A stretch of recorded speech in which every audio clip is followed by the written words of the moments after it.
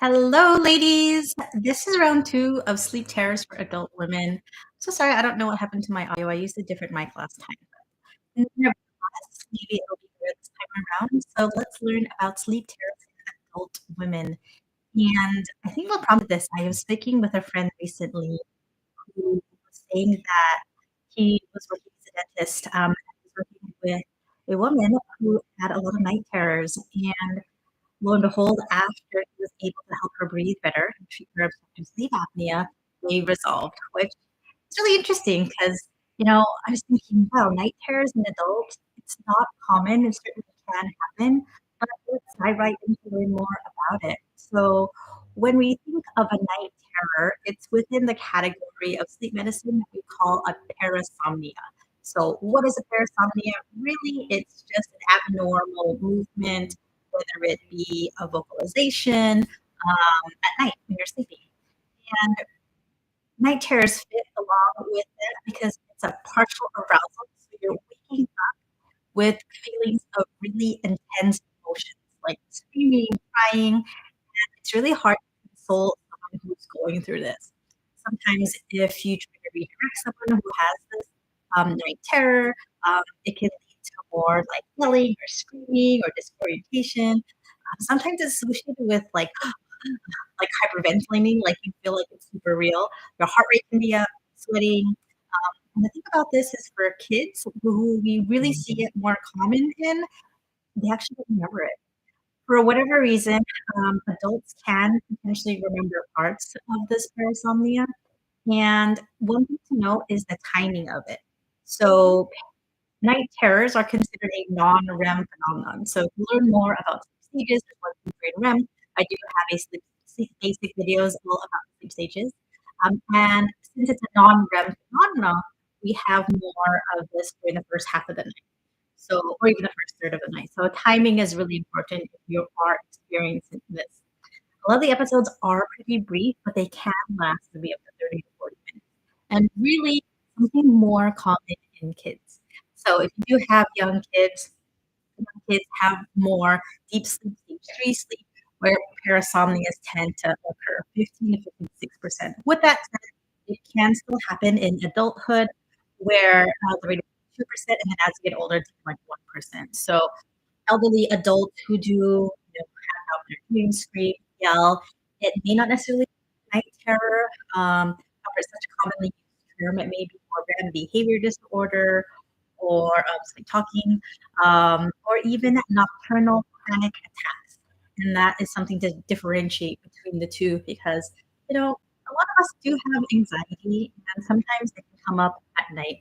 And I would say the difference between a night terror and a nocturnal panic attack is your awareness. Like you know what is happening when you have a nocturnal panic attack. There is really no gender difference, so men and females can have this equally.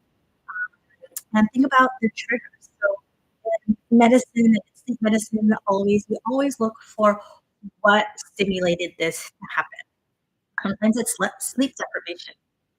Maybe for kids, it actually happened to my daughter, and even as a sleep doctor, I really didn't know what was happening. So we were in Hawaii and we were visiting California for a couple of weeks.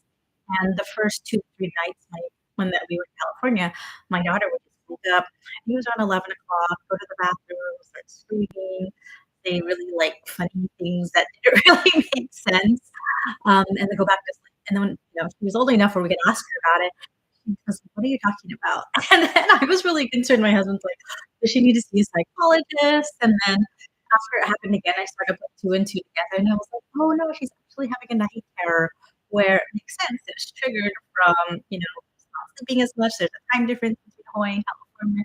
She was sleeping in an environment.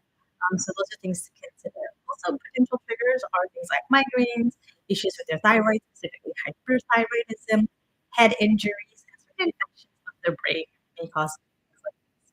I mentioned earlier, elderly folks, right, it happens maybe 1% or less. Things to consider are something called REM behavior disorder. I'll probably make a video just about this. This is a condition where people act out their dreams when they're asleep. That's actually a precursor to Parkinson's, seizures at night. sometimes may come out with like vocalizations, not always movement, alcohol or drug use, and like my dentist friend said, obstructive sleep apnea. In sleep medicine, we honestly blame everything, well, as much as possible on obstructive sleep apnea because it's really common, especially in adults. 1 in 5 adults have it, and it can lead to fragmented sleep. So, fragmented sleep can lead to things like parasomnia. So, definitely something to consider if you suffer from obstructive sleep apnea. Also, in kids, sometimes we don't think of kids can have obstructive sleep apnea, but they certainly can. And it's really more of a tonsil issues or maybe allergies as well.